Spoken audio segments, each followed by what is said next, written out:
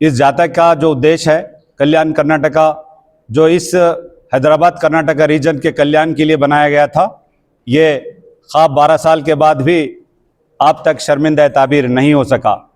वाय नाकामी मताए कारवां जाता रहा, कारवां के दिल से एहसास ज़ियां जाता रहा।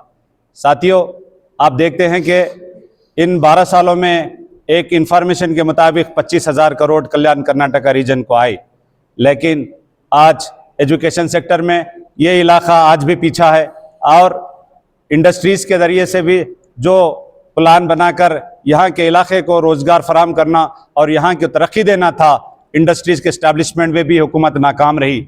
और एग्रीकल्चर के लिए, फूड इंडस्ट्रीज़ के लिए आज बहुत से स्कोप्स बनने आज चले आ रहे हैं। आप देखते हैं हल्दीराम के नाम से मध्य प्रदेश में एक बहुत बड़ा फूड इंडस्ट्री चलता है। बालाजी वारफेयर के नाम से गुजरात के अंदर बहुत बड़ी इंडस्ट्री चलती है। लेकिन क्या ये मुमकिन नहीं है कि इस कल्याण कर्नाटका के रीजन में हम फूड फेयर के ज़रिए से, हम फूड इंडस्ट्रीज के ज़रिए से यहाँ बड़े बड़े इंडस्ट्री लाकर रोजगार फराहम कर सके। Sky Sunshine School, step towards better future. Noble Public School, admissions are open. Elm से ही दोनों जहां में कामयाबी है।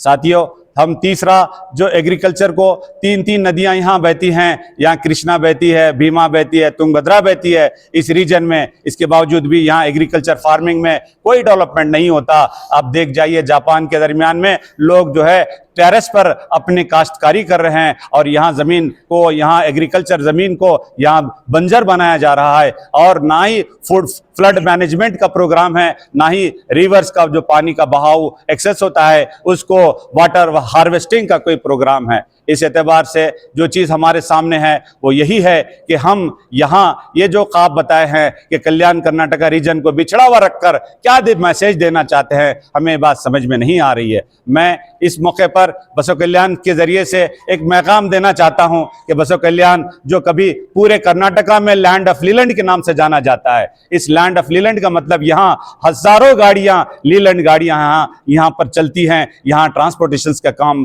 यहाँ चलता है। फ्लीट ओनर्स हमारे पास नहीं है, लेकिन लॉरीज ओनर यहाँ पर पाए जाते हैं। 10,000 गाड़ियों के मालिक इस बसव कल्याण में रहते हैं। आपको मैं ये बात बतला देना चाहता हूं कि 10,000 गाड़ियां, एक गाड़ी आज की तारीख में कम से कम एक साल में 2 लाख रुपया वो टैक्स दे रही है।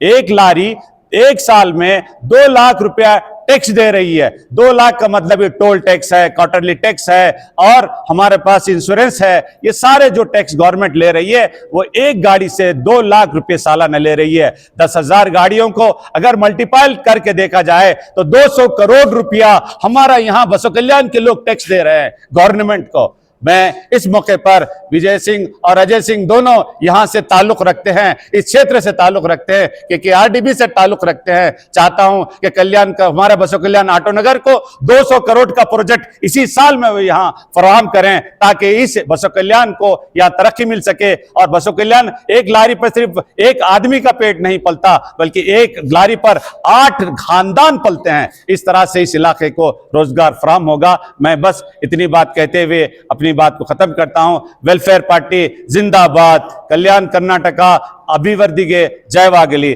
Thank you very much. Knowledge Park, the creative school. Admissions are open from LKG to 10th standard. Free uniform for new admission students.